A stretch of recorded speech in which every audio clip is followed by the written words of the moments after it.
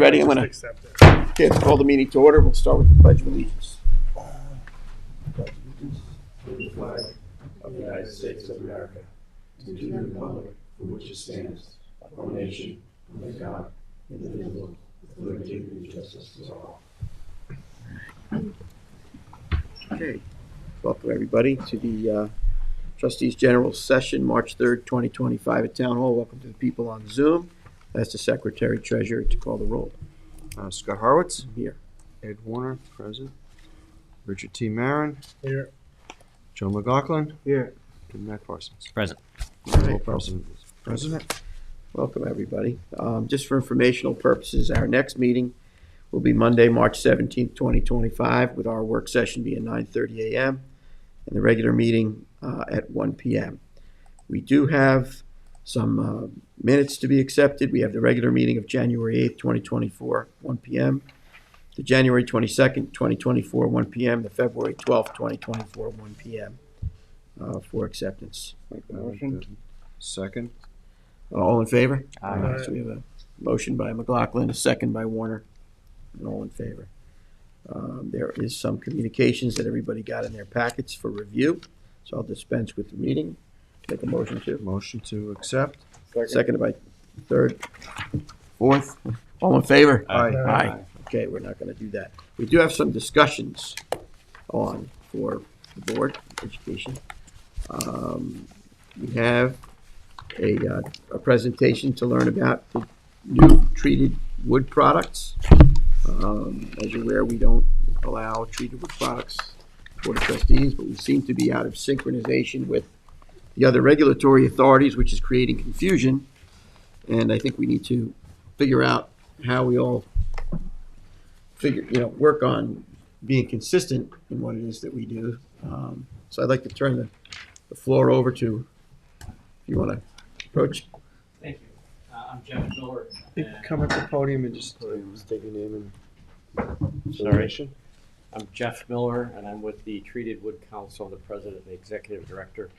And there is a gentleman that works with us. His name is Chip Bremer, and he's in Texas. He's prepared to give a virtual presentation on some of the technicalities. Jessica, is there a way to link him in? Yes, so Kevin is behind the scenes back there, and Kevin can let him in. Kevin, can you hear us? Thank you.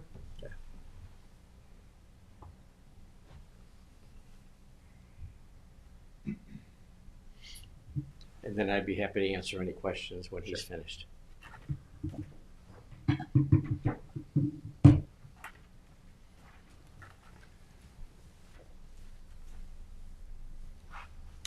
Can everyone hear me? Yes. Yeah, the other two screens aren't working, Jess. Oh, Kevin, the other two screens are not working. Okay. See if I can share my presentation. These ones. Those. Sorry. I hate when that happens.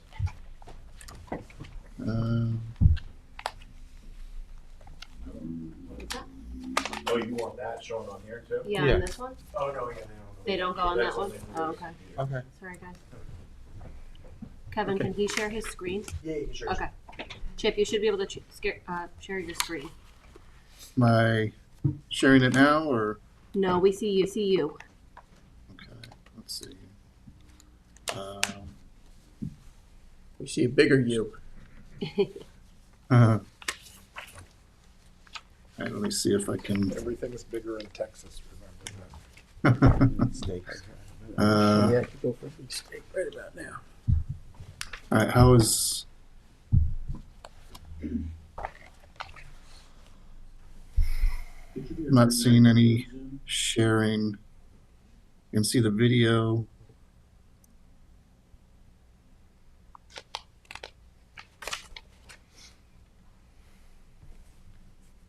Mm.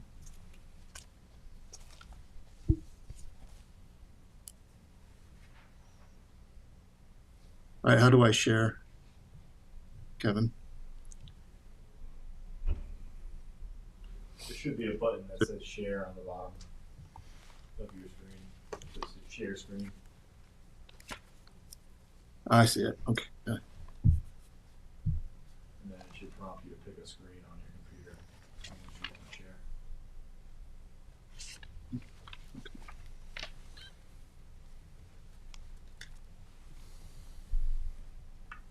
There you go. All right, good. All right, sorry for working through all those.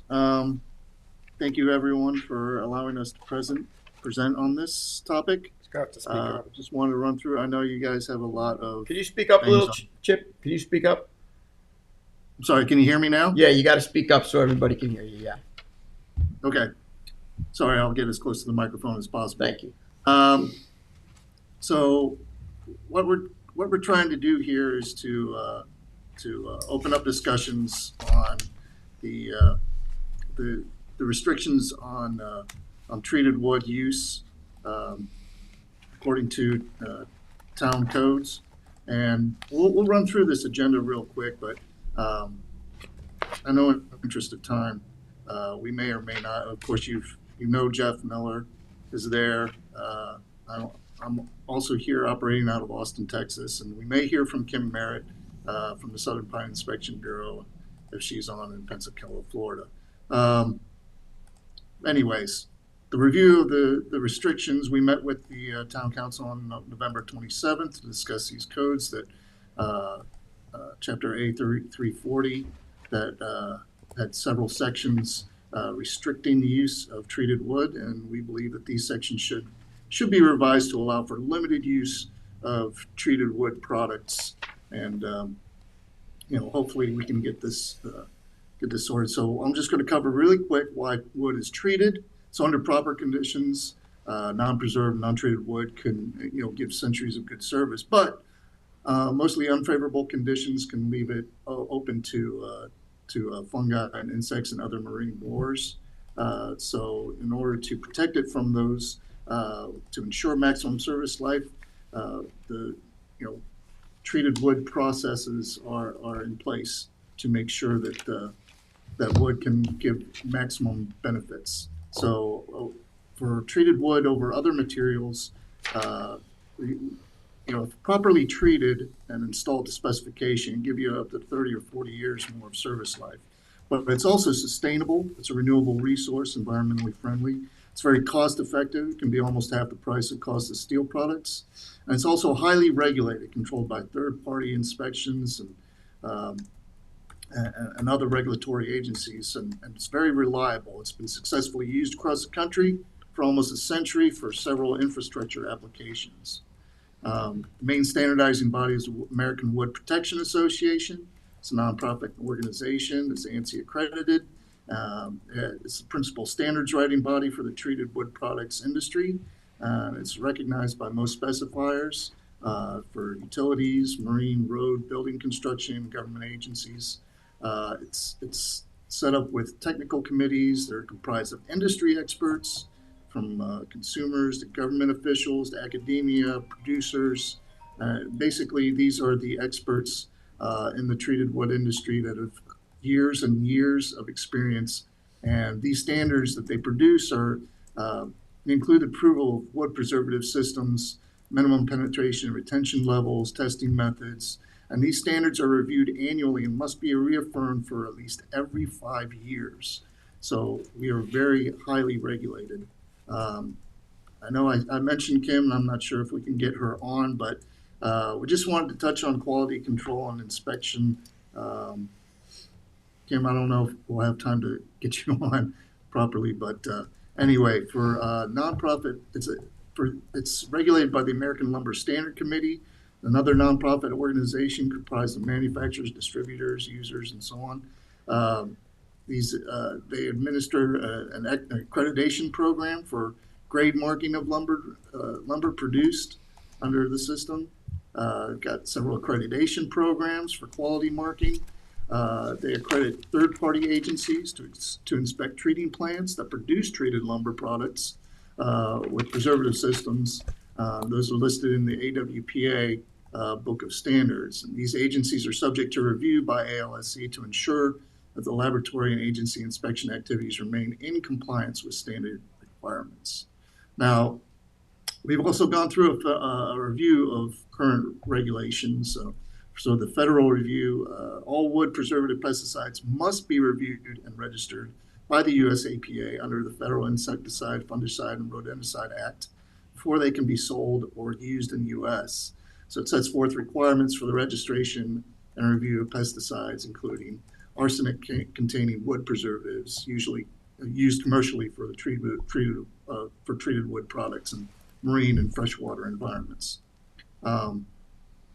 So in their most recent interim registration review decision, EPA concluded the wood preservative uses for chromated arsenicals would not pose any reasonable risks to human health or the environment.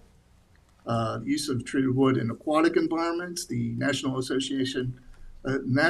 Oceanic and Atmospheric Administration, National Marine Fisheries Service published a report that focused on arsenically treated wood products, mostly those treated with CCA or ACZA. This report's general conclusion is that these treated wood products can be used in most aquatic environments. As far as the New York State regulations on the use of treated wood, we have them listed here. There are some prohibitions concerning new construction. Any structure that uses lumber treated with CCA on any playground owned by the state. But after, even though with all of those, we found no other provisions that regulate or restrict the use of treated wood marine products. The New York State Department of Environment and Conservation, Division of Fish, Wildlife, and Marine Resources published a report in 2000 to evaluate whether preservative compounds migrating from treated wood have potential to harm aquatic life. And the report concluded that the use of pressure-treated wood in water is unlikely to have significant impacts on aquatic life. And due to the chemical reactions of the wood, the amount of copper and arsenic that would leach from the wood is very minimal and not likely to be harmful to aquatic life. And those decisions have held up since that time. The New York State DOT addresses treated wood materials. They use them quite often.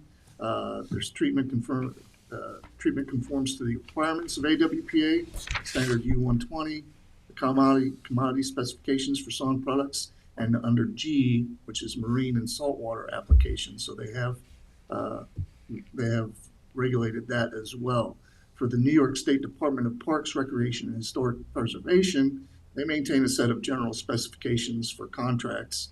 And so they have a set of dock specifications that we saw in 2024 that contain provisions that could be generic for all state land projects. It's basically saying that the use of creosote-treated wood under this permit is prohibited under New York State. All treated wood must be aged in the open air for at least 3 months prior to in-water use. Wood must be clean and free of surface deposits, and only appropriate preservatives approved for marine use are permitted. And that harkens back to the AWPA rules that I specified before. Environmental impact of wood versus other products from marine piles. So there's a September 2012 report on the life cycle assessment of CCA treated wood marine piles. This report concluded wood piles are better for the environment than the other 3 materials, and 7 out of the 8 impact indicators, including fossil fuel use, greenhouse gas, net GHG, acid rain, smog, eutrophication, and ecotoxicity. Now, wood piles also place second in the water use impact indicator, which is better than concrete and plastic. USDA technical report on treated wood selection. So, in the use and selection of treated wood products, the U.S. Department of Agriculture Forest Products Laboratory, they have a general technical report that serves as a good source of information for preservative needs, options, specifications, and so on. So going back to all this, we wanted to provide some suggested action for code revisions. The first suggestion would be to amend all code sections that currently address the use of treated wood products to read as follows. The use of treated wood materials shall be in accordance with Chapter A340 rules and regulations for management and products of town waters, Section 50 dock regulations, subsection A2 of the town code. That would cover most of the general. And then for the second revision, we suggest amending Section 50, subsection A2 to read as follows, taking out that language there and stating, pressure-treated wood products may be used on any trustee-approved structure in accordance with the following. Wood products shall be treated with pesticides currently registered by the US EPA for the application intended in accordance with FIFRA. Wood products shall be used in accordance with the New York State Environmental Conservation Law.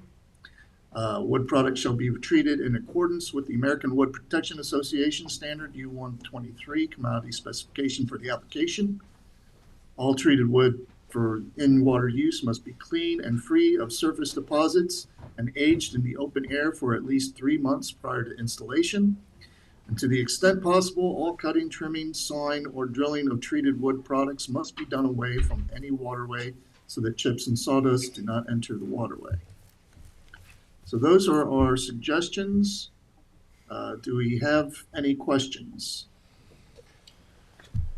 I mean, there's a lot of questions, right? I don't know if you want to address. Between the two of us, we'll try to answer any questions you have.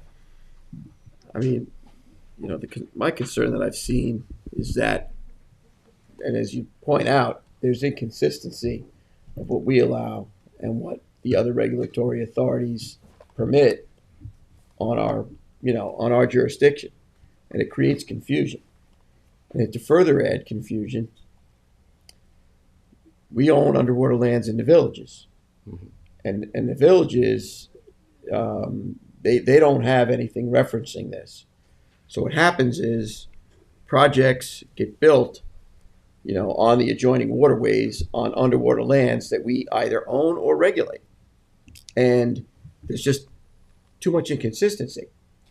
And we really need to figure out how we eliminate that inconsistency, and everybody kind of understands whether, the rest of the state is doing the wrong thing, or we're, painting with too wide a brush here relative to this. Because when you talk about, you made mention in there about the greenhouse gases and effect on fossil fuels and so forth. When you're using tropical hardwood, it sounds good, but when you think about that you're harvesting a rainforest that can have global effects continents over, and then you're putting this, on a giant ship and sending it across the ocean. I read discussions about sustainability, and then I read discussions that say that this is not sustainable, and that the continuance of degradation of the rainforest is going to have dire consequences on us globally. There's cause for concern. So, at the local level, you want to have logic and consistency so that, water quality policy makes sense. And then you want to have consistency so that you can have proper enforcement. Okay? You have confusion just in the bidding process of projects located within the town. All right? And then there's the global aspects. So, any light that I guess we could shine on and learn about how to appropriately look at this is important, because in some areas where we're doing permitting for docks and pilings, they're not like open shell fishing areas. Our concern has always been about, the bioaccumulation in the ecosystem of various different, things, chemicals, preservatives, pesticides, preservatives, what have you. But, there's been a lot of information in terms of how much of a risk that really is. And there are certain areas where it's close to shellfishing and there's no evidence of leaching of this material. And I'm not sure we're doing the right thing. And could I just speak in for a second, Scott? Actually, I've been doing quite a bit of research on this, and on the, this New York State and federal government level, there's inconsistencies with our policy, but on the east end of Long Island, there's not. Currently, all East End towns, including Southampton, East Hampton, Southold, Shelter Island, Riverhead, all significantly restrict the use of CCA lumber in dock construction.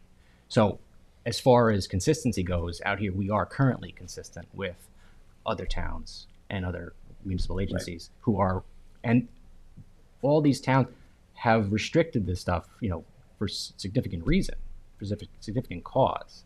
Same thing with state of Washington has, completely said no to the use of CCA. We're talking about treated lumber, but let's talk specifically about CCA. CCA has been, is not available for any upland use in this country at all. It was in 2004, it was essentially voluntarily banned because of the concern of the toxicity. Copper, chromium, arsenic is a class A carcinogen, and areas where it has been manufactured, specifically in Speonk, have become Superfund sites because of the chromium and the arsenic leaching into the groundwater. So, we're a couple decades behind on this, but there's significant reasons to not allow CCA and not to use CCA in our environment. So the reality is, though, the villages have not adopted those standards, and we're still suffering from the fact that projects are getting built on our bottomlands connected to our waters in an inconsistent fashion. And the confusion is created based on the fact that those other regulatory authorities have changed their standards for different areas, and it's created this confusion.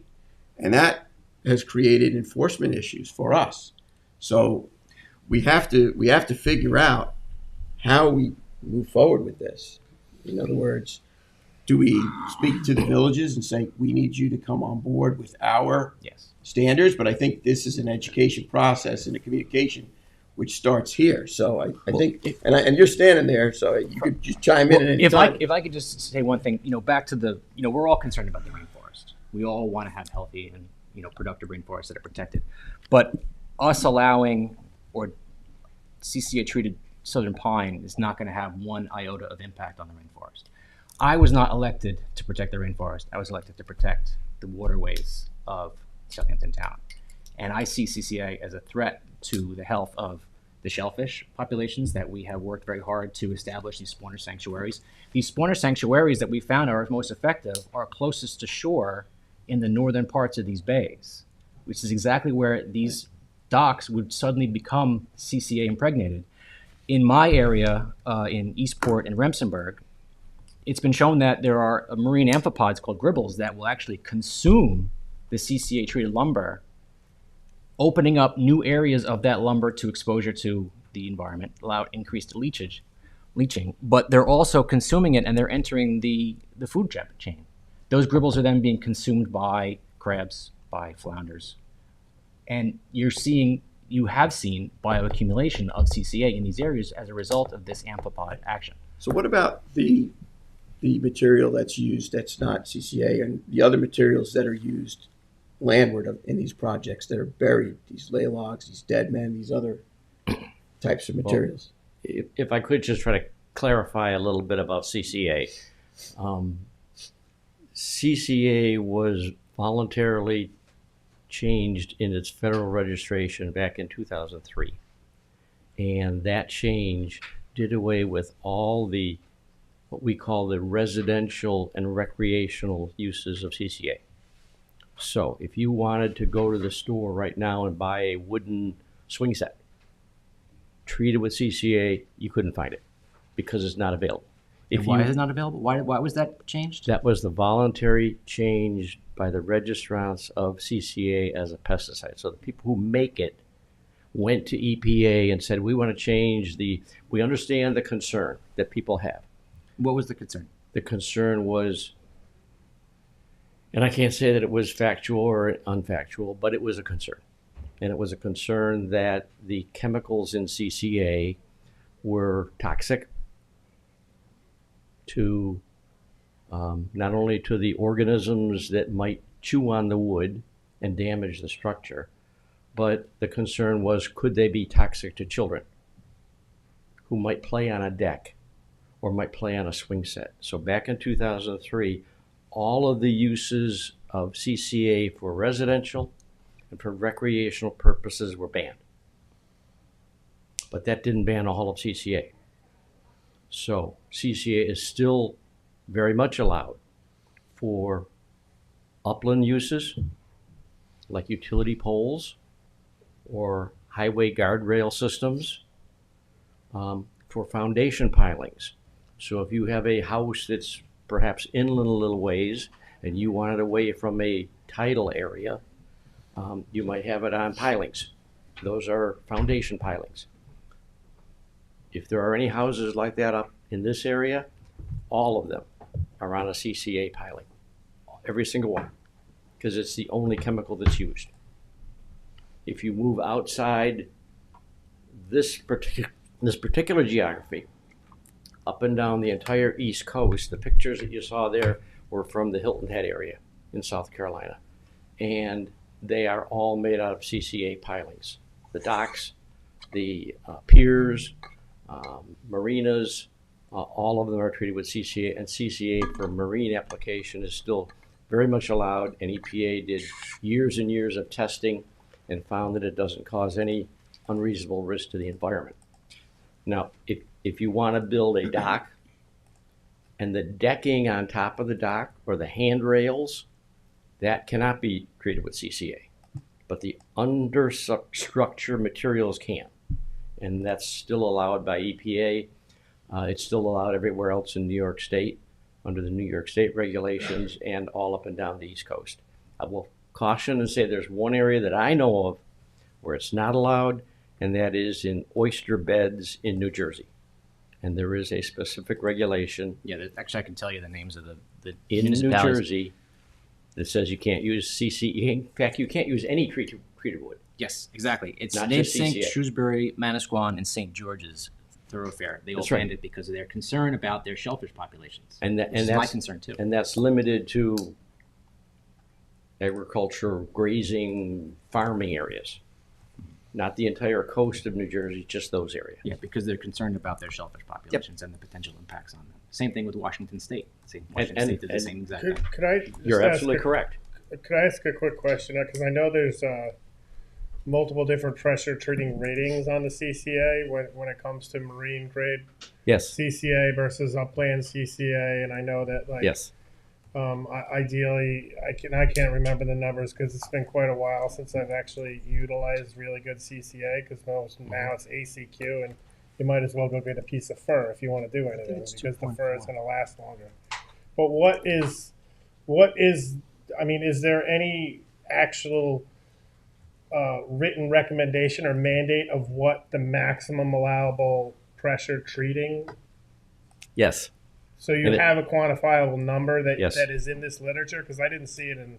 It's not in the literature here, Up but there. it is in the AWPA standards. And what is that number? And for this geography, it's 1.5 pounds of CCA per cubic foot of wood. So 1.5. So but 20, 30 years ago, it used to be 3 was decent stuff, right?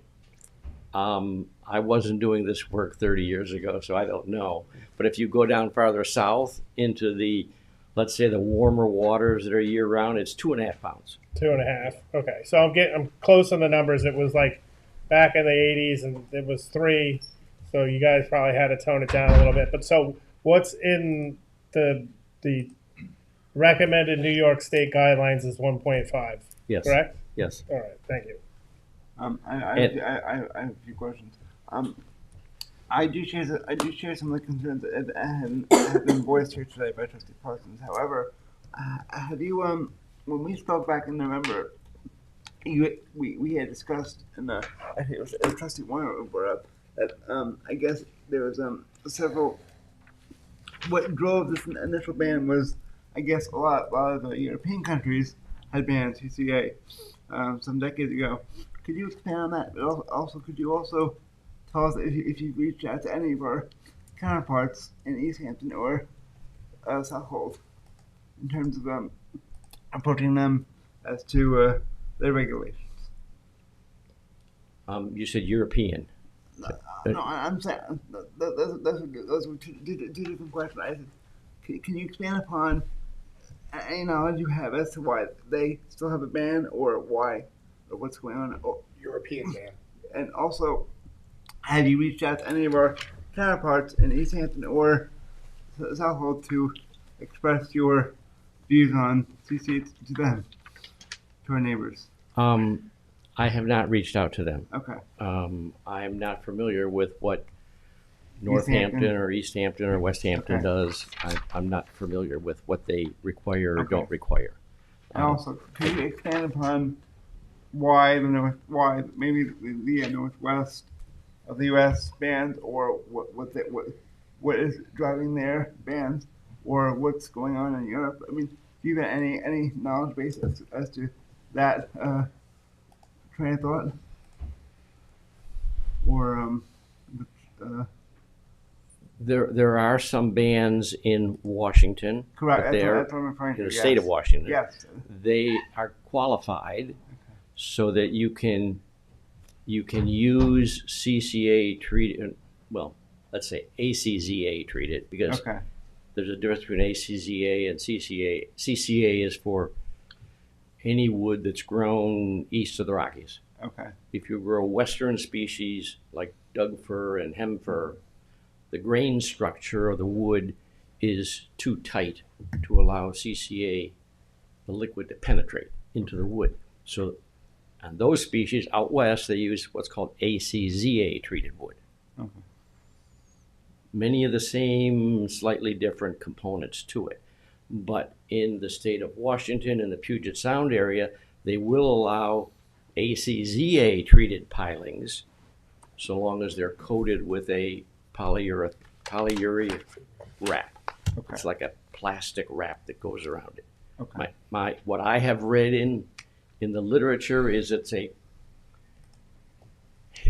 way to satisfy the timber industry of the Northwest, who's very strong, to allow certain uses of treated wood in the waters of the Northwest, but to safeguard what environmentalists might say is something that's needed to protect the environment. Now, my personal opinion is, after a couple of bumps from a boat or a ship or something like that, the water gets into the layer between the plastic ceiling and the wood, and whether or not it's effective as a sealant, I'm not convinced it is, but that's what's required there. So they still allow some treated wood in Puget Sound area, so long as it's encased in a plastic. Okay. And I mentioned Europe because I know that I drove the bus originally when the original ban was put in place years ago. That's why I mentioned it today. Is that's kind of what drove, and I think you can expand on that a little bit. Yeah. Years ago. I got a lot of questions. There's a lot to learn about this. Well, first of all, we're specifically talking about CCA, correct? Not the other ACQ and the other. For in-water use, Yes, in the marine industry that would be used for building docks in. CCA is the only available preservative to be used. Okay.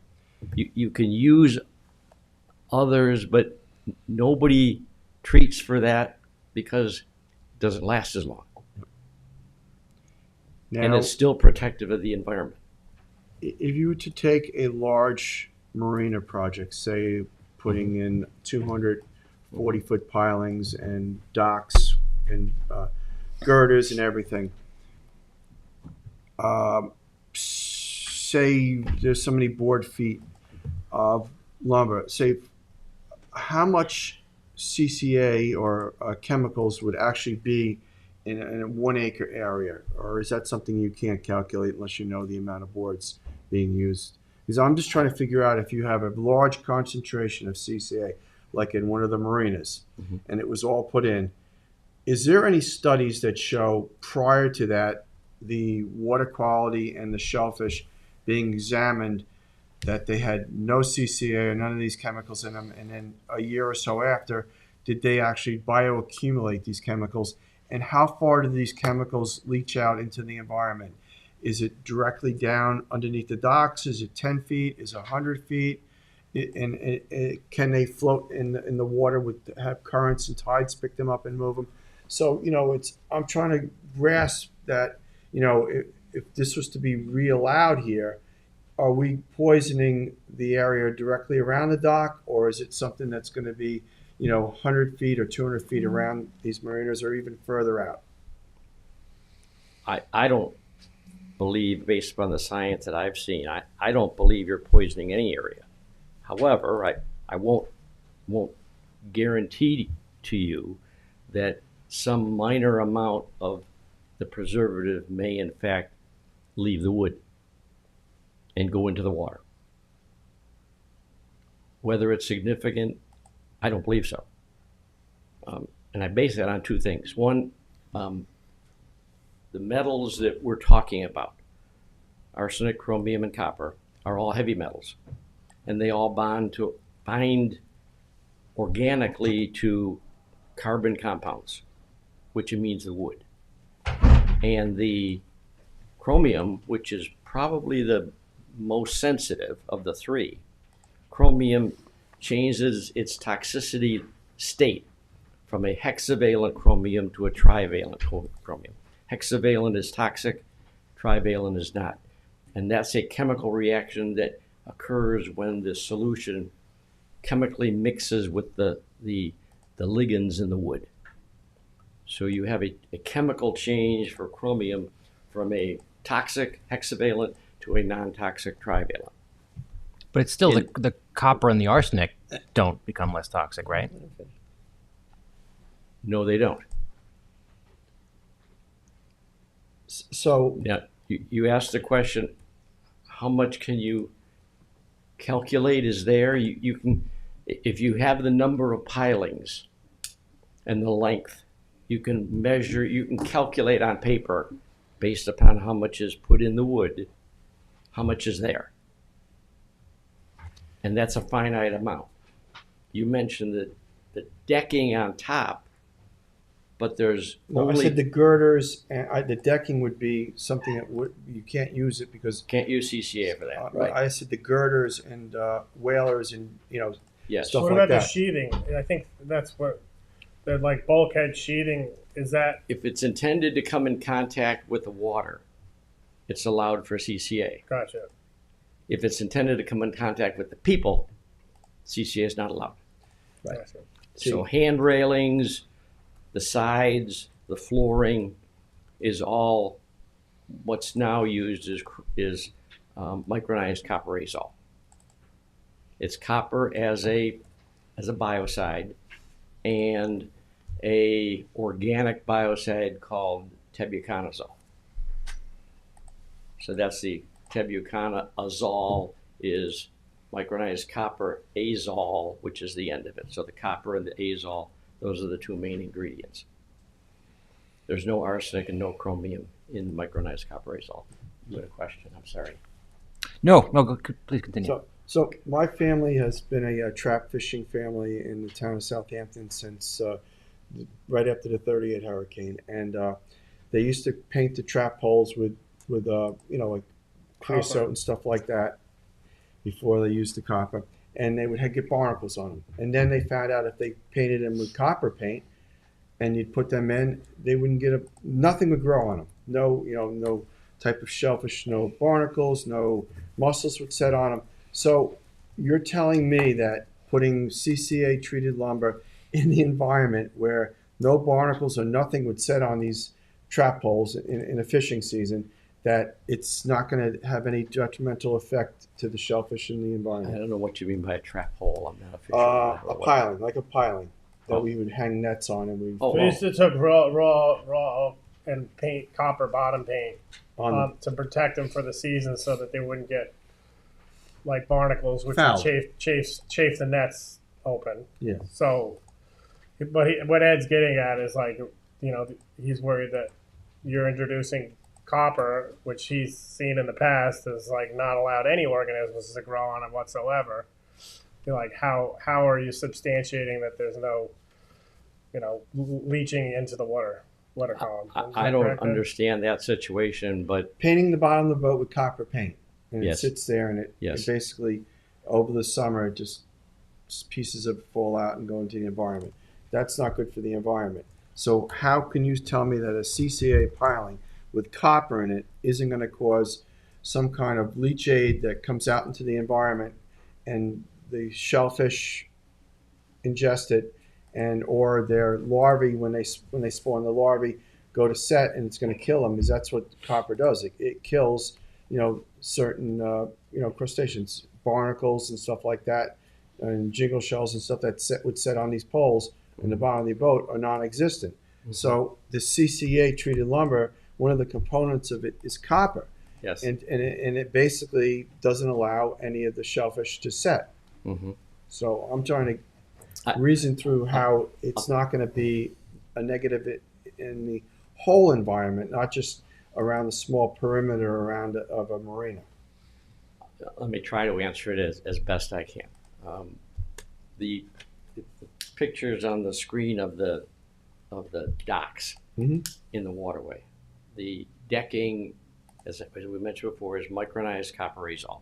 The primary biocide is copper, and that decking is out in the weather, exposed to rain, exposed to weather conditions and hurricanes in South Carolina and everything else. And it lasts 20 to 30 years. And I would only guess that, without having a scientific study done, that planking would never last 5 years if the copper exited and wasn't there to protect the wood. And that's why that planking eventually becomes non-effective treated wood. It becomes bare treated, as if you put just an ordinary plank on there of sawn lumber, and it might last 5 years. But because of the attack of the organisms, the aquatic environment, the marine environment, all of that, and the copper, I believe it stays in the wood because there's a chemical bonding that goes on to keep it there with heavy metals. The wood's not going to, if a piling that will project to last 30 years loses those chemicals, it's simply going to rot and fold away. And that dock's going to come down. And these docks wouldn't be lasting. Everybody would switch to it, not for a price reason and not for a environmental reason. They'd be switching to something else because the material doesn't last. So you're saying does. the CCA treated bonding process with this wood that is used is specifically done in a way that it's not going to leach out into, or minimally leach out into the environment. Yeah, otherwise it wouldn't work. Well- It's kind of what his scientific basis is. There- It's kind of actually, let me just kind of roll with this one a little bit, because it makes a lot of sense. Is kind of what you're saying is, like, for all intents and purposes, if the CCA process wasn't bonded into the actual timber and did not retain and have in salt, because salt also plays a part in here too, of like hardening the structure, whereby it's harder for it to leach out. So what you're saying is the CCA process wouldn't work if it was leaching out of the timber. That's correct. It would be a rotten bulkhead. That's right. So, and I just want to, along these lines, like, in order for tropical hardwoods to work, there's natural tannins in the hardwood that prevent organisms from actually being able to grow on very similar process as the CCA, but it's a natural process that's taking place in the tropics, because you have tropical organisms which are they attack the timber a lot more than we have organisms in the northern hemisphere attacking kind of native hardwoods. But what's like, I know from fact that people who actually harvest these tropical hardwoods will go blind from the tannins that's in the hardwood. So there's harmful effects of the tannins that we're using of the tropical hardwoods, as well as what, like, Ed was getting to, is like, what's the ramifications of CCA? But like what you're saying is that the CCA wouldn't work if it leached out of the timber. correct? Well, it's been shown. There's a woman, Professor Judith Weiss, as well as Jim Sanders. Judith Weiss did her work over here in Stony Brook, Southampton. Well, I guess it was just Southampton College that showed that the CCA does leach out, and it does leach out for longer than industry tells you it does, and it does leach out farther than industry will tell you it does too. It's been replicated several times. Like, it's the first 6 months, I believe, are the worst, but it never really stops leaching. You know, the marine borers will continue to act on this wood, and imagine that the outside part of the wood has leached out. As you dig away at that piling, you're exposing fresh CCA to be leached out again. So the longer you have these pilings in a marine environment where they're being, attacked, or say you have a boat bumping up against them, they're going to keep chipping away at it, digging into new fresh layers for new CCA to come out. I don't know the study that you're referring to. I know a study similar to that was done in New Jersey with the Weiss husband and wife. Mm-hmm. That study was ultimately retracted. But I don't know about the study you're talking about. Jim Sanders at Academy of Natural Sciences in that? Maryland. Jim Sanders? When was that study? I believe in the early 2000s. I could look it up on Google Scholar later. I know that in 2020, Department of Environmental Conservation did a study and a review of all of that, and that's how they came out with their recommendation to ban the use of creosote-treated pilings. And part of that, it was actually legislation and then regulation that was a law that was passed 06 or 07, I believe, and one similar to that in New Jersey. So if you wanted to use a creosote-treated piling, that would not be allowed. Right. Other creosote-treated wood is allowed, like railroad ties, but not marine pilings. Right. What about this wood that's utilized not in the water, but behind part of the structure, part of the bulkheading structure, buried underground? Yes. What's the status with that, with leaching out? It's 10 foot back or however far back. It's all CCA treated wood, all of it. And the leaching, just into the same thing as if they're driving pilings for the home itself to be sitting. I think you could find any material out there. Galvanized steel has zinc on top of it. That's part of the galvanizing process. And some of that will come off. Plastic has microplastics that when you bump into it and scrape it and all that other stuff, that runs the risk. Concrete pilings, there's heavy metals all in concrete. So I hate to tell you, there's no perfect material out there. All of them have something in them that some organism isn't going to like. So the plastics, they're finding the microplastics in the marine environment now, and then all of us as well, I guess. Mm-hmm. And we're still going forward with vinyl bulkheading with plastics. And you have multiple wave actions slanting up against. Right. So I mean, sheathing. This is even though the East End towns, but Brookhaven's not. Brookhaven doesn't have it, and I don't want to replicate Brookhaven though.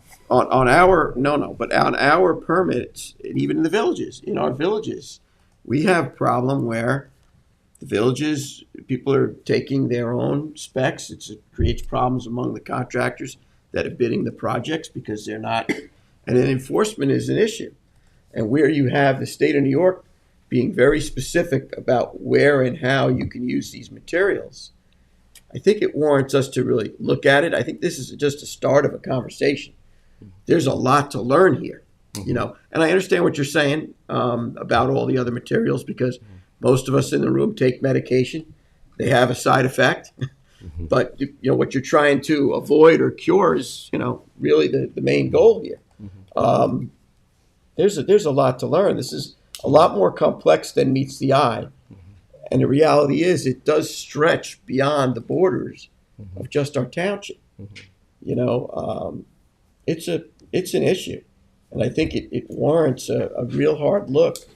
It warrants a lot of education to come to a really good decision, because there is a concern for, the pride of our community, this shellfish, and not having things, bioaccumulate in those shellfish and then up the food chain as other fish eat it and then ultimately we eat it. So there really needs to be a good determination of, does this go in the water column?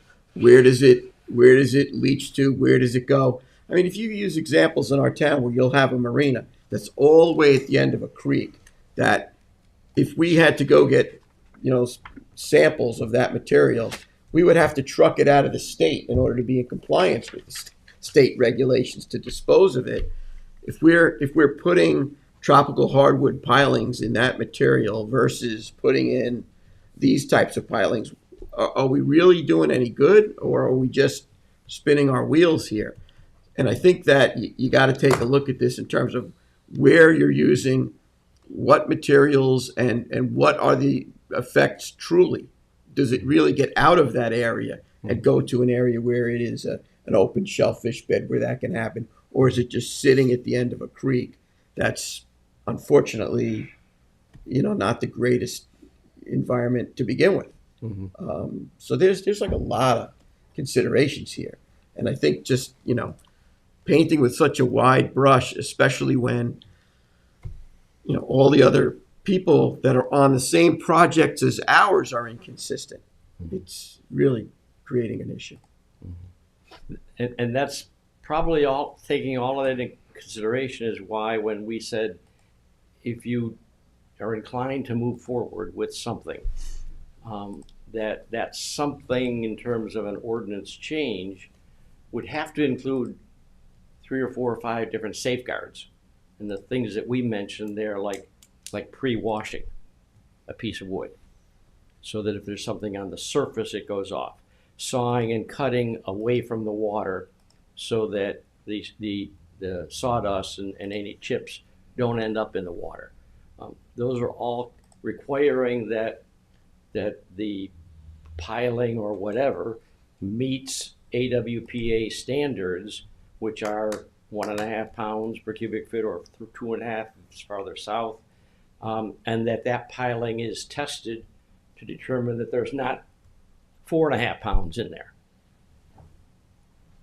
The treater of the piling doesn't want to sell you something with 4.5 pounds, because then they're selling you something that's overloaded and they put more dollars into the piling than they can get out of it for selling it, when somebody next door to them is selling the same piling that meets all the standards. I mean, that's just the economics of why people don't overtreat. But I would think that there are a number of different safeguards that would go into an ordinance change that would help alleviate the fears and make sure that it complies and that the property owner is satisfied with the item at the end of 10 or 20 or 30 years. I mean, part of the problem that I'm seeing going out there and looking at some of these projects that we permitted just in the last 10 years with straight up tropical hardwoods, they're not holding up. And that's a problem, because now we're going back in to redo things. I don't. It's very costly. Yes, it is. And I don't know. There's a lot of considerations here. I mean, first and foremost for our town is obviously the environment. It's very important. And consistency in policy is very important. Sure. And when you have, when you have underwater lands that are owned by this board, but yet, located in these villages, we need everybody on the same page. Otherwise, it just creates more confusion. It makes it harder for the legal side of it. It makes it harder for the enforcement side of it. It's a good conversation. Actually, I have one more quick question. What is the final disposal? Like, let's say you have a CCA dock or bulkhead that has to be ripped out. Does it have to be treated specially? Or does it have to go to, where does it go? Where does it go for its final disposal? If it's going out of service and it is in the ownership of the person who bought it and put it in, then it may be disposed of as ordinary refuge and go to an ordinary lined landfill. You see my concern, though, right?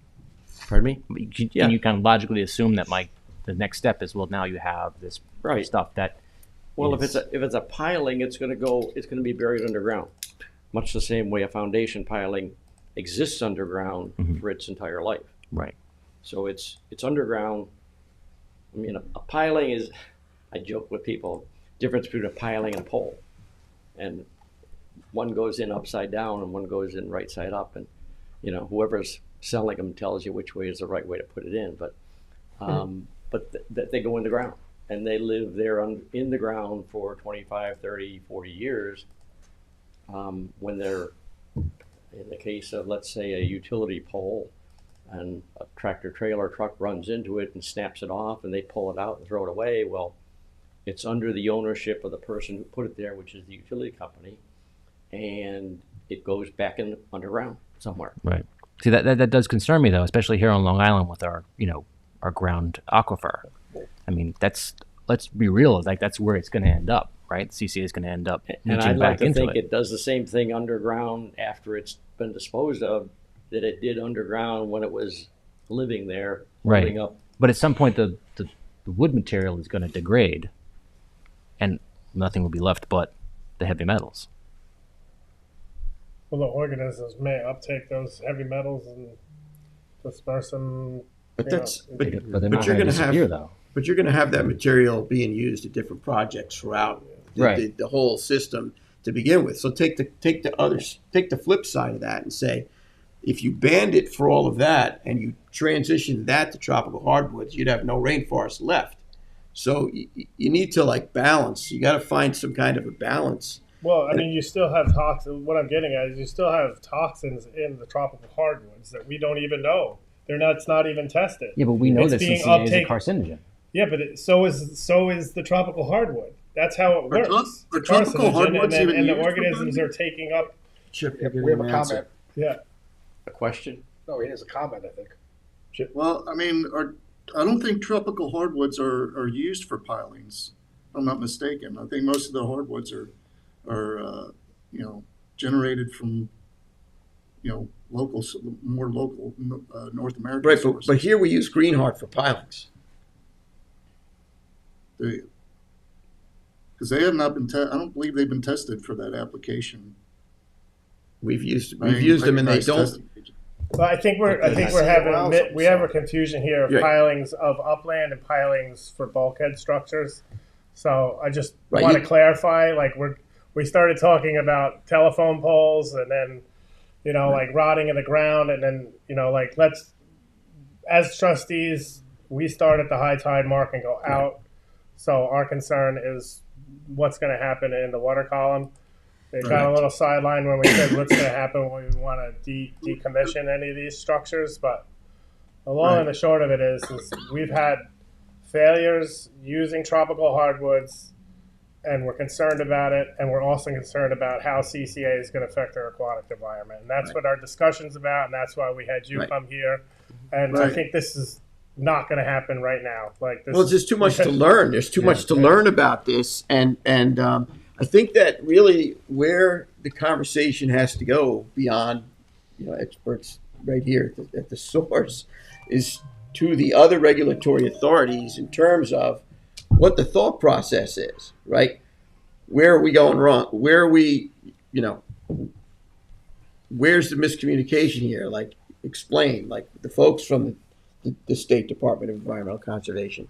I know they have specifics on how it's got to be handled, where it's got to be washed, so on and so forth. So I think there's a lot more to learn about this. And those conversations we have to have with those regulatory authorities next to see how do we synchronize, how do we, where does this information come from, where you've made switches to allow this, where's the rationale?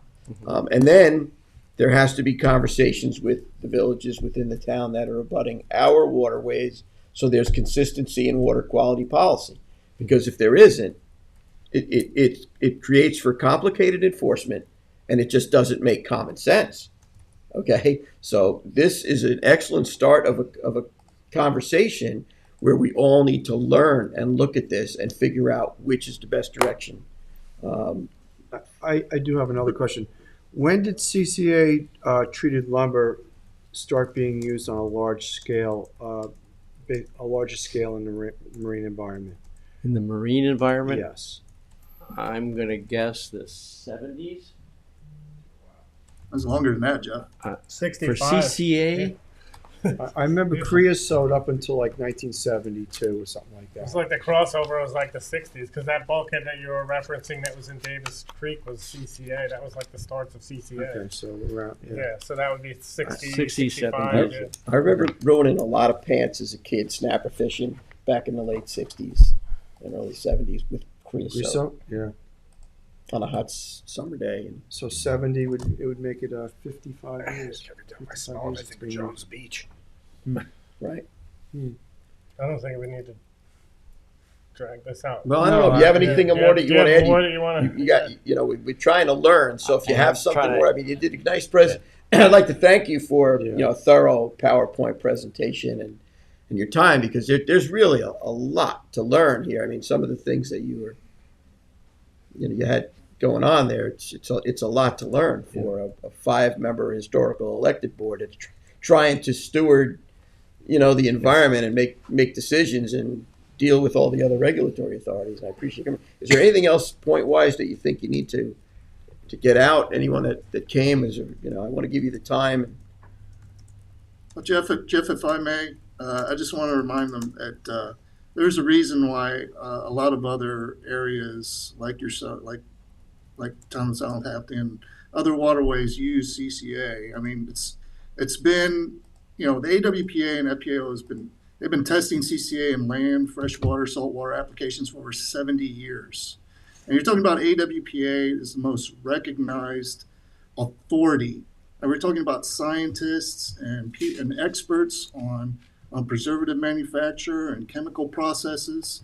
I mean, these people regularly review these standards, and they regularly review all of the products out there. So, if there is one authority that you should be listening to, it'd be AWPA. Because in CCA, like we said, I mean, the chemicals are fixed. The bonds, the chromium chemically bonds to the arsenic and copper into the wood, and it's a good process, it's a solid process, and it's been proven to be safe and effective.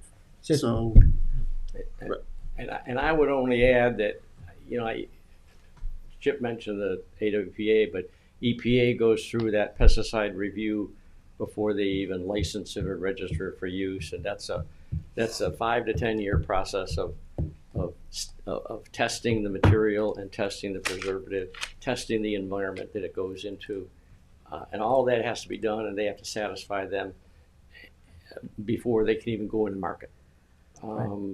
DEC has the authority to regulate any pesticide, as they've done for creosote, and as they've done for CCA for playgrounds and other uses, CCA treated wood. I think CCA has been very thoroughly examined with studies done at DEC and studies done at NOAA and studies done with the Parks Department for New York State. There's always an amount of doubt that people have. You're taking a piece of wood and you're impregnating it with a liquid preservative, and then you're putting it in water. And intuitively, the easy solution that people get is, well, some of it must come out when you put it in the water. But that's why we have a pre-washing system. That's why we have a drying system that is a specification requirement to help minimize all of those exposures. And I'll never tell you that there's a zero exposure and a zero risk, because that doesn't exist. It doesn't exist for our products. It doesn't exist for any products. Correct. But history and the long history of its use and the widespread geography of its use gives me some confidence that it's a very good product that lasts a long time and has minimal, if any, impact on the environment. But I think the other we have organizations, to look at all that. the other organizations that are in our jurisdiction as regulatory authorities, they're much larger than us. They have scientists, they have those arms, and I think that we've got to invite them next to have a conversation with the board so we Sure. can continue to learn the rationale in terms of why this is. And we may roll back with more questions for you as well, because we're going to keep trying to learn about this to make sure we're making the best decision. And we're available anytime. Appreciate that. Well, thank you for your presentation. Thank you. Thank you. You're welcome. Yeah, it started the process. Conversation. Yes. Yeah, that's. Anybody else? I mean, anybody in the audience have a question for him while we're here? Thank you. I'll put a couple of these here. Anybody on Zoom have a question? Do you need one? This is just the beginning of a conversation, so there'll be plenty of time for questions as Yeah. time goes on. Thank you. Again. Yeah. Thank you. All right, so we do have a public hearing. What? He has one hand up. Oh, is there a hand up? Who's got a hand up? Hold on a second, gentlemen. Hold on. Is there a question? Yeah, I'm bringing them in now. Okay, there's maybe a question.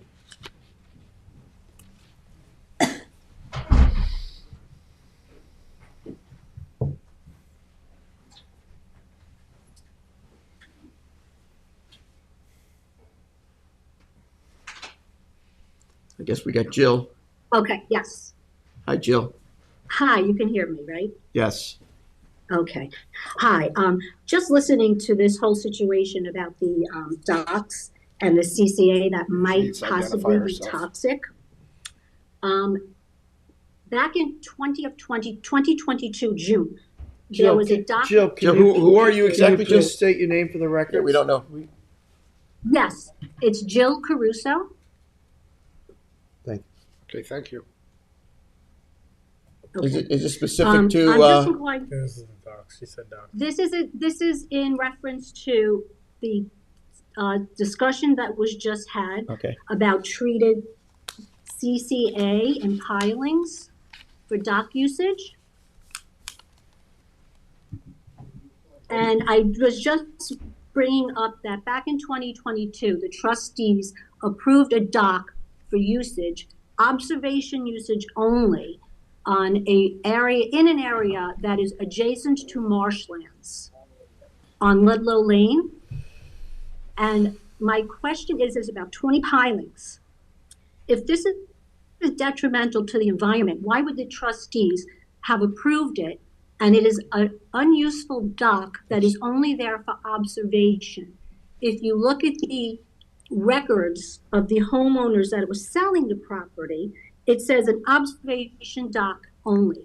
This Okay. dock is only used, it only has an 18-inch usage at the low tide point Okay, at the end of the dock. that dock This that you're dock referring is to is placed not when- CCA material. That dock is Greenheart. Excuse me? That's not, that dock is a tropical hardwood dock. That's not a pressure treated dock. Which has the same effects, I believe. Well, you're saying that so what are you saying? The tropical hardwood has the same? piling. Yes, the pilings, which are about 20 long. There are 20 to 30 pilings that were placed in an environmentally sound area. Well, we don't have any, unfortunately, this is kind of the crux of the whole discussion we've had here, is we don't really have any scientific data of what the tropical hardwoods do or don't do Okay. to the marine environment. So, I mean, that's kind So of then why we why had would the you- CCA so then- people to come in here to discuss it. Okay, Huh? I The get DEC that, but then permits the why would the tropical trustees even hardwoods, so- approve it if it's a non-use dock? What was their Well, intention to this approve this dock? discussion's about just learning about CCA. treated lumber versus tropical lumber. It's not about docks. It's about learning about Yes. treatment. Yes, which was used in this dock. Okay. Whether it be tropical lumber or the CCA lumber. Well, as our council. Something was used. Our council just reminded us that tropical hardwood is approved by the Department of Environmental Conservation Well, to as use is in the other material. marine environments. And in other Right. townships, so is CCA. So we're just trying to kind of Right. have more of an understanding of the impacts of what CCA has with the marine environment. Right. So. And So can I just ask you're why talking would about the the dock trustees itself, or- then approve of a dock for no usage by a protected area. Are you talking about the dock? Because we're not discussing the dock. No, I know, we're not talking about docks, but I Right, feel so like This it's is a not pertinent. This is It's not not pertinent to really the It's not conversation. relevant about- to the Yeah, conversation. it's not really relative to this topic. Oh, But thank you for okay, I your, just thank you for figured chiming because in, of though. the- But- Speaking of the CCA Right. and so on. Okay, thank you. Thank Is anybody else there, Kevin? That's all. Okay. All right, Thank you. thank you. again. Thank you. Thank you. So, there's a public hearing that's for Pratik Dalal at 20 Ludlow Lane, Hampton Bays, which is, which she was mentioning, Ludlow Lane. We have a request to Open the hearing? adjourn it, right? Open it and adjourn it?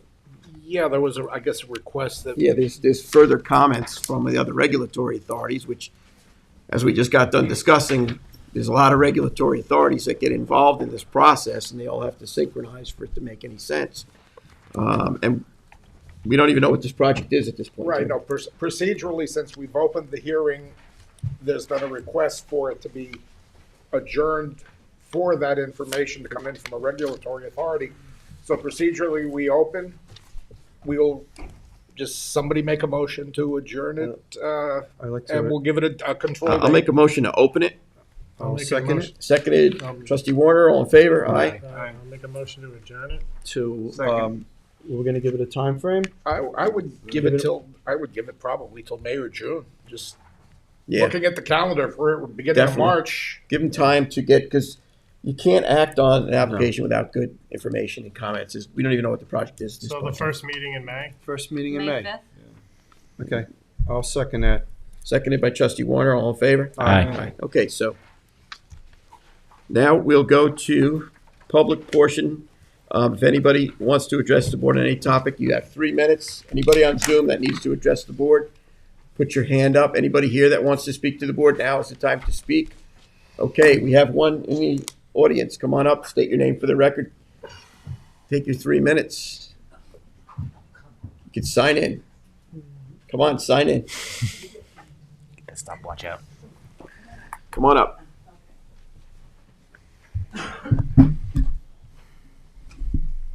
Good afternoon. Good afternoon. My name is Lorraine Pacelio. I'm from the Bayview Pines Civic Association. And we have been working with the trustees, highway department, and the town board regarding a project that's taken place at the end of Long Neck Boulevard. I know, Mr. Horowitz, we've spoken several times, right. but I just want to, again, for the record, bring our problem to your attention because it is a significant problem and we're not getting what we feel a proper response to. We have a town board resolution that was approving a project for $258,800 for stormwater remediation for Long Neck Boulevard. Just so you have the information. It is part of the record. Okay. Yeah. Hey, if you like it, you could have Yeah, we'll one. take it. I have a copy there. I'll pass them down. We got it. As you know, the project was, Here, Joe, No, no. you can have mine. We have these, but you don't. as you know, the project was stopped by Highway Department because the community was never consulted, and when we were consulted, we met with Chip and Matt, and pretty much the project was given a thumbs down because of the severe flooding that takes place at the end of that road, and the project would be become a big mosquito trap. So since then, we've asked Supervisor Moore to take a look at it, and she's working with Mr. McCardle. However, we feel that this should be in the trustees' domain since it has the effect that it has on the end of the road is because of the beach. So this is a picture of the beach. Chrissy, can you look at it? The problem, we think, it has to be coordinated between the town trustees, the town council, and the highway department, because the end of the road is merely taking care of the end of the road. But meanwhile, the flooding is because of the condition of the beach and not being maintained properly. Oh, I just wanted to give out that's okay. Just wanted to show it to them so they could visualize the beach. At any rate, the beach is being flooded for multiple reasons, and we believe it, the primary one, which we spoke to you about, Mr. Horowitz, was the sand buildup at the end of the road. It's the materials from Royal Avenue dredging is being dumped right in front of the road end, and it's raised up that side of the beach 3 to 4 to 5 feet. And the, what do you call that? The rocks that extend out off of Royal Avenue are buried in sand, and they're not protecting the beach. And the water is coming straight up that beach and right up the road. So I don't know why the town trustees are not in charge of this water quality improvement project, since it involves the beach and the flooding, and that's what I'm here for. Well, I saw your video that you sent. Of the flooding. I saw, but that video was like the bay coming in and up the road. Tidal inundation, and there's nothing that this board's going to be able to do to deal with that. There's not. Conceivably, well, the jetty is but been protecting it for years. Okay, so we got a couple of different things going on here, and we can go from there. So the video that I saw is just, you get these big storms come rolling in here. They come in through these low-lying neighborhoods, and effectively, our board figuring out some way to prevent that from happening, it's going to be monumental. Well, we don't expect you to stop the Hold on. water from flooding. But that's what we were seeing coming up and in. What the concern is on the water quality storm runoff is not for that purpose. Right. It's for when you have heavy rainstorms and you have that water running down the street from the rain.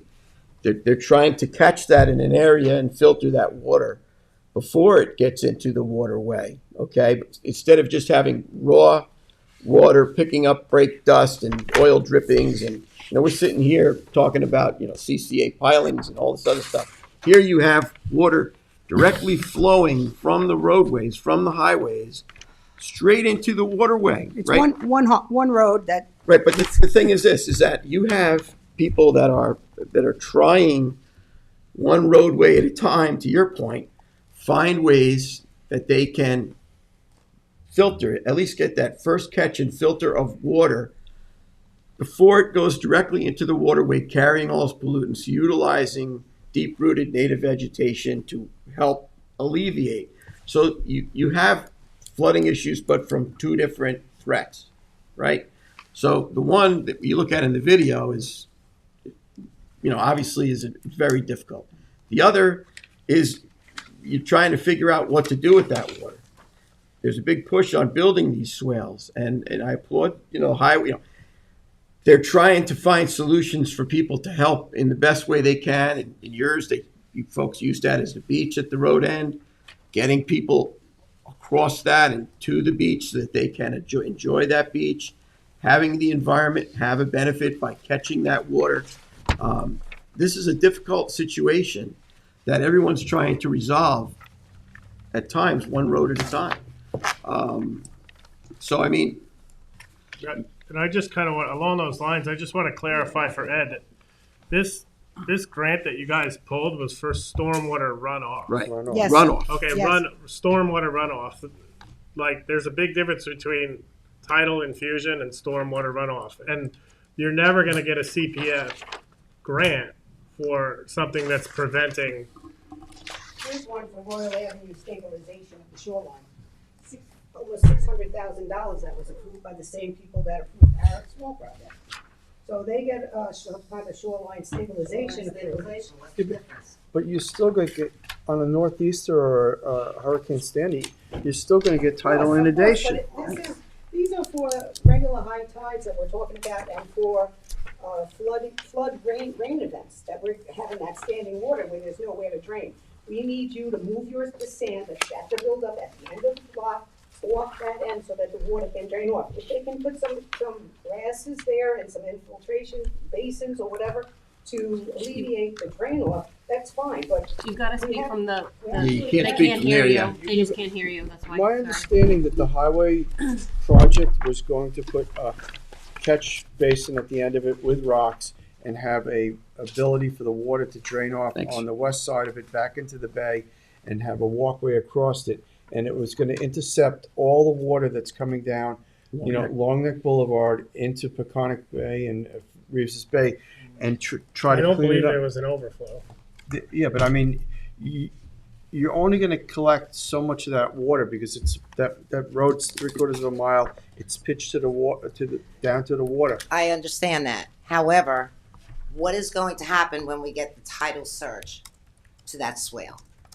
It's going to be wiped out. It'll be inundated, and with deep-rooted. Exactly. Right, but the reality is, with deep-rooted, That's the reality. no, with deep-rooted vegetation, it'll come up, and it'll go back, okay? And it should not be damaged. That's the design of these things. You're designing. 18 inches. It's 18 inches. I think 18 she's inch referring to swale. sand. What is that going to do? Sand. She's referring to the sand that's from the storm, correct? Is that what you're? I don't know. You mean the Or swale? water? You mean the project Okay, itself? I'm going to start all over here. The project itself? No, I'm just. Oh, I'm sorry. Christine Preddy, Baby Pine Civic Association, Flanders, New York. What do you mean the project itself? What's going to happen to the project itself? Yeah, this is what needs to happen. You have to look at the big picture here. Okay? There's not just one problem, stormwater runoff. That was a problem 25 years ago that could have been taken care of. Okay? What you're looking at is the fact that the beach is eroding. One of the main reasons it's eroding is because the rocks from the jetty are completely covered. I go down there every day. I have plenty of pictures for you, okay? What's happening is there's a bulkhead, which I'd really love to see everybody down there so we can all work together on this. And what happens is, on that bulkhead, when the tide comes up, the water follows the bulkhead and goes right into the parking lot. So that's that's the first problem that we have. That's the first thing that has to be fixed. We may not need all those swales and $300,000 worth of work done, okay? What we need is when the rocks have to be put back, okay? Let's get this permitting started. When I spoke with Matt and Chip about this, they said, it's so hard to do. Well, it takes a long time. Let's start it now. It's two different things going on here. There's a lot of things going on But it's here. two separate things. It's not the same thing. Like you were saying, this is for the Exactly. water going the other way. Right. This is a totally different thing you're talking Okay, about. but what I'm talking about is when it's happening, and that is what is causing the major flooding right now, is the fact that the water's coming coming the other way. from the beach, from the From the bay. rocks, okay, from the bay. From the bay side. So that makes it even worse. But then I don't It comes understand down- why you want us to reduce the height of the dune if Not reduced, that's only at the road end. The road well, end. we're talking about the same area. The road end and Okay, where these bulkhead and the rocks is all the same area. Yes, but It's all not sand. You it's gotta like- go. You gotta talk from there because otherwise it can't pick you up. No, I understand what you're saying. It's like if you want us to remove the sand, It's like, gonna, then you're gonna have more tidal. right. Not necessarily. If you fix the rocks, we're not going to. We never had this problem. So the rocks in the past 5 years have been covered up. Well, they call it the covered with sand. So there's more Exactly. sand. Yeah. From what sand? It's from the beach and the fact that the rocks. Look at Shinnecock Inlet, for Christ's sake. Okay, those rocks are sinking and sinking and sinking. Well, Aren't on they? the east Yes, side, they are. they're catching Sand. Right. So we need more rocks to catch the sand. But I thought you just said earlier that you wanted to get rid of the sand at the end of the roadway. Okay, you know what we have to do. Okay. Let's have a sit-down meeting. Right, exactly. Because we're not going to be productive Correct. here, right? Correct. Let's schedule a sit-down meeting where we can perhaps be productive. Let's do that because this is not going to be productive because we're talking about two different things here. Okay. No, I'm talking about one thing. I'm talking about one thing. The first thing that has to be done to preserve the beach, okay, and to preserve all the land, pretty much, up to Pine Avenue, okay? You have to work on that jetty, okay? You have to work on that jetty going out, okay? And then when they dredge the canal, okay? They can't just take the sand and dump it in one spot, okay? They have to be able to plow that sand all the way down the beach. So there is a work, let me see this. Right here, you have maintenance and dredging of the Royal Canal, okay? So on this application, Thank you. okay, we have to Sorry, Court. do one thing at a time here. At the application, the only place that they're allowed to One thing at a time. you go to page. Come on. That's not page. No, you just said one thing at a time, and you're throwing 3 or 4 different projects at us. Yeah, but No, I understand, but if you're going to say one thing at a time, you need one thing at a time. You gotta talk from back there, yeah. the designated deposition site that you're talking about is in front of Fantasy Drive.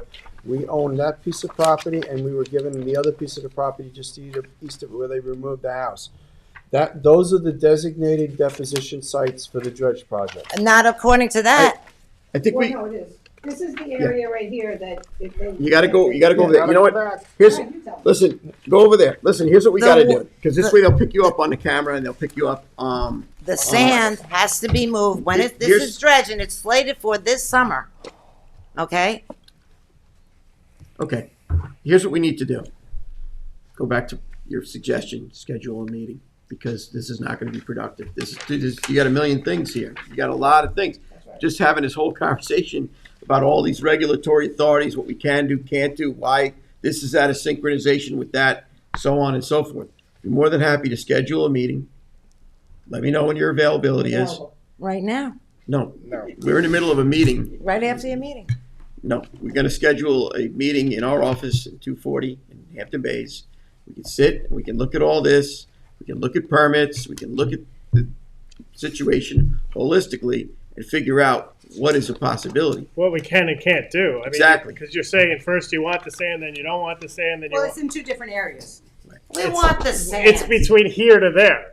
That's right. You're not talking too much, you know. No, when you were at our meeting, we explained to you that sand has to be bulldozed down the beach. Yeah, not just and I'm dropped not on the gonna spot. necessarily agree to everything that was spoke to at the meeting. I said I was gonna bring it back to the board and discuss this whole matter. You know, like there's aspects of that project that I disagreed with, but there's a manner in which, like a lot of this is outside of our control. As far as that rock bulkhead, as I explained to you in the meeting, Right. it's not like we can just plot down there I with a bunch of understand rocks that. and put them up in the air in order to. I You know, know. like you're I talking. understand I told you this. You're talking years of permit process in order for, and who's going to pay for it? You know, it's not Well, going to be that's the what we have to trustee. figure You know, out, I mean, isn't it? yeah. So like, yeah. So it's not going to. You're not going to be able to walk up to the podium and fire basically for all intents and purposes, 3 different aspects of a project. Well, I'm trying to explain to you how dire the situation is and how we need something done. The swale, whatever they do with that, is going to be wiped right out. And I'm Before not the- negating that, but it was also like Well, a CPF project. Water quality. Yeah, Water water quality quality project that was brought across our desk the same time it was brought across your desk. swales are not supposed to be wiped out when you have, but when you have serious storm inundation, your land mass is gonna change. You're gonna have to make adjustments for that, but at the end of the day, you know, here we are sitting about talking about CCA and pilings and all this other stuff. When you have road runoff going straight into our bays with all of the pollutants going with it, you have people trying to resolve issues throughout the township. That's commendable, okay? You have other issues that are monumental to deal with, require a tremendous amount of engineering and permitting, right? Takes time. I have no problem sitting and having a meeting. I've been down there walking up and down this beach and had conversations with the county of Suffolk, trying to I've been figure doing it out for where we 25 can years. move. No, I've been there sooner than that. Where we can move material, what would be permittable to make adjustments on spoil deposition sites, so on and so forth. It's a lot, okay? So we have to handle I it have- I have appropriately. I have one quick question. You gave us a very nice picture of Fantasy Drive looking towards Goose Creek. What is going to stop the inundation of water from coming down through that little canal, down Fantasy Drive and filling up behind the swales. So you're, On Fantasy Drive. yeah. Rebuild the dunes that are gone now. No. The water's coming in from Goose Creek No, in that it's little not. canal. It's coming across the beach. No, that's not Goose Creek. It's coming from That's every Goose Creek orifice right it there. could possibly Right, come in. exactly. That's the house on Exactly, the point. it's gonna find its I way. spent 40 years of my life up There's here. a I know. most, it doesn't matter, So whatever. all the water's coming down here. It's inundated the whole meadow, and I'll it's tell you coming where from. it's coming from. This is It's after coming the from the storm. canal. This is after the storm. I understand. It's also coming from the canal. Listen, It's also coming You, here. you want, if you want to have a productive conversation, I will set a time that works for everybody. We'll sit and we'll get it on the table We'll call and you we'll take a again look at and it. ask you for the Yes. appointment. Yes, sir. Just give a call. We can meet, maybe even, this week if possible. Take a look at your schedules. Does We'll anybody know what happened to the highway project, that they were revising it? Did anybody consult with you guys about that? Supervisor Moore was working with, Mr. McArdle about it. It's Do you Mr. have any- McArdle's project, and as far as I know, they pulled it back to reevaluate it, and that was the last I mean, conversation. it's the town.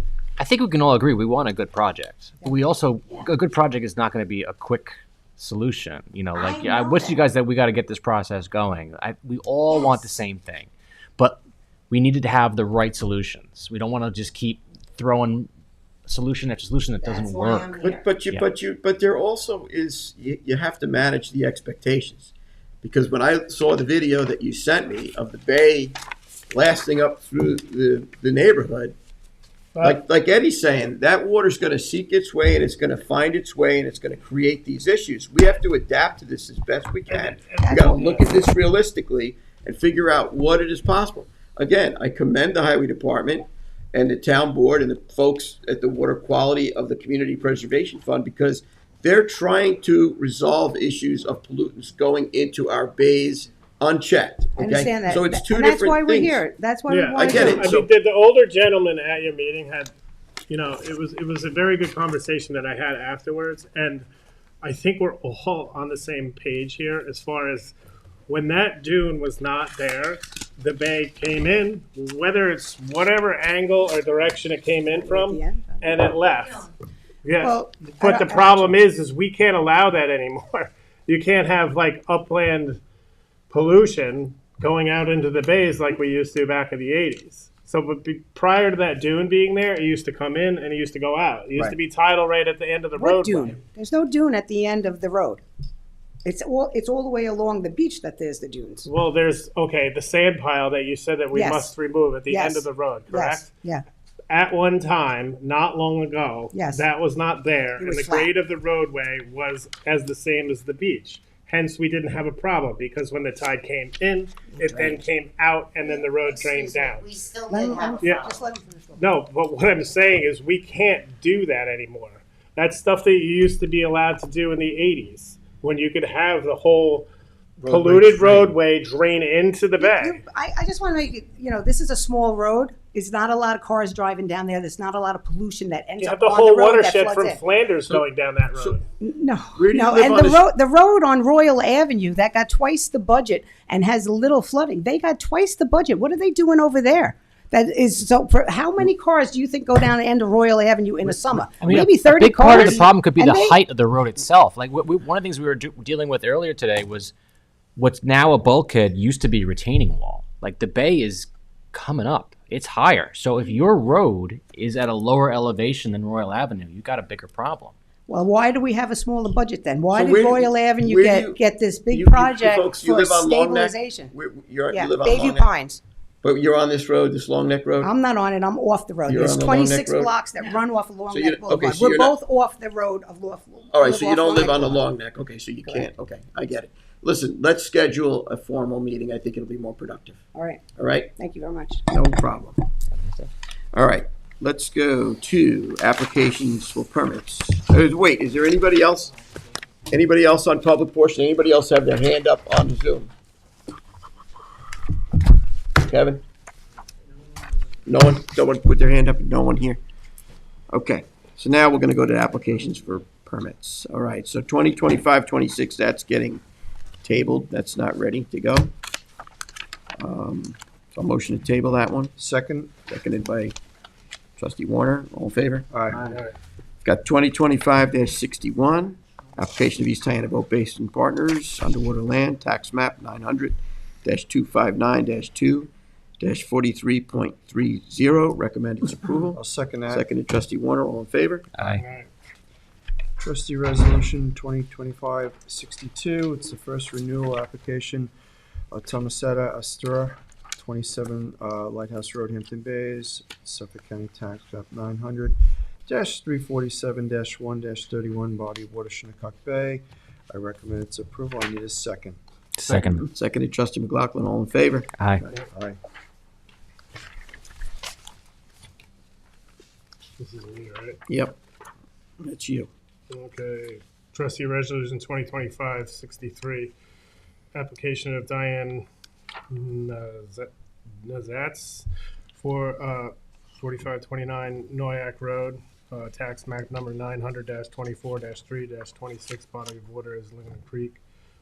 This is a project that we talk about with the catwalk in work session. I recommend a Second. Seconded, Trustee Warner, all in favor? Aye. All right. This is 2025-64. It's the first renewal application of 98 Point Mecox Lane in Swan Creek. I recommend its approval. Second. Seconded, Trustee Warner, all in favor? Aye. This is Trustee Resolution 2025-65. This is the third renewal application for SGI Marinas LLC, 50 West Waters Edge in the Village of Sag Harbor, tax map number 903-2-1-2.1 in the body of water, Sag Harbor Cove. Second. Seconded, Trustee Warner, all in favor? Aye. This is Trustee Resolution 2025-66. This is the first modification application of Loose Glasgow 128 Redwood Road in the Village of Sag Harbor, New York, tax map number 903-1-1-1-11, body of water, Sag Harbor Cove. We went over this with Jim Walker in the last work session. I recommend its approval. I second it. Seconded, Trustee Parsons, all in favor? Aye. Trustee Resolution 67 and 25, this is the first new application for, Lake Agawam Park, number 994-15-2-22.2, body of water, Agawam. I'll second on that. Seconded, Trustee Warner, all in favor? Aye. Trustee Resolution 68 of 25, this is the first, renewal application for 16 Cove Road, in, Fish Cove, number 900-61-1-69. May I have a second? Second. Seconded, Trustee Warner, all in favor? Aye. Trustee Resolution 69 of 25, this is, another first renewal application for 373, Millstone Brook Road, North Sea, tax number 900-110-2-1. I have, Second on that. Seconded by Trustee Warner, all in favor? Aye. Trustee Resolution 2025-70, authorized expenditure for kayak signs. I recommend its approval. I need a second. I'll second it. Seconded by Trustee Parsons, all in favor? Aye.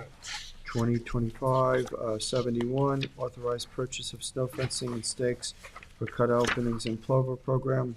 I recommend its approval. I need a second. Seconded, Trustee McLaughlin, all in favor? Aye. Trustee Resolution 2025-72, notice of public hearing, from Monday, March 17th, 2025 at 1 p.m. I recommend its approval. I need a second. Seconded, Trustee McLaughlin, all in favor? Aye.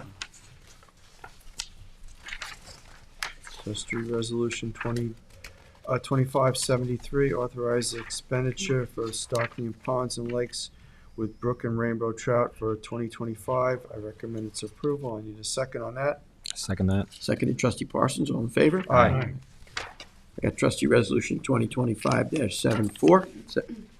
This is position of legislative aid in the trustee's office, currently occupied. Such position is administrative exempt position and is not a unit position. Whereas the Board of Trustees wishes to increase the current annual salary of Elizabeth Kana from $62,864 to $72,000 retroactively to January 1, 2025. Seconded by Trustee McLaughlin. All in favor? Aye. Trustee Resolution 2025-75, authorizing the opening of Mecox Bay dredging season to 6 weeks and commencing the season on March 20th, 2025. I'll second that. Seconded trustee Parsons, all in favor? I Aye. need to abstain from that one. We need a first, then. What? Did you say you abstained? Yeah. Okay. Yep. Okay. Trustee Resolution 2025-76 authorizes the trustee to commence issuance of agriculture permits pursuant to Article 14 of the Rules and Regulations of the Management of Project Waters, the Blue Book. I need a second on that. I'll second that. Seconded trustee McLaughlin, all in favor? Aye. Congratulations, Eddie. Yes. There you go. Trustee Resolution 2025-77, warrant number 3 for 2025. The check registers reads as call ahead for $50, Creative Safety Supply Inc. for $3,851.80, Ellen Financial Services for $1,277.13, Fisher Signs Insurance for $1,980, Home Depot Credit Services for $239, James Olivo for $2,500, PSEGLI for $244.70, Quong Sinclair Fuel Inc., $510.94, Riverhead Building Supply for $999.90, Town of Southampton for $117.40, and WB Mason Inc. for $260.79 for a total of $12,033.66. I recommend its approval. I need a second. Seconded, all in favor? Aye. All right. Trustees Resolution 2025-78, recall and amend number 2024-181, authorizing the president to sign agreement with Cashin PC to provide environmental assessment for secret for the development of the aquaculture program in Shinnecock Bay. Second on Second that. Seconded trustee Parsons, all in favor? Aye. All right, so no walk-ons, right? Is there any additional discussions that the trustees would like to have? Not satisfied you've had enough discussions today? I think we're good. Good? We talked about All right. Want to go into brief exec? Is it listed on here? Or we just Yeah, gonna- that's Yes? a brief one. Okay, Yes. so I'm going to make a motion to adjourn the meeting and go into exec for discussion of litigation, personnel issues. Seconded by trustee McLaughlin, all in favor? Aye. Okay. This meeting is adjourned. Have a great day.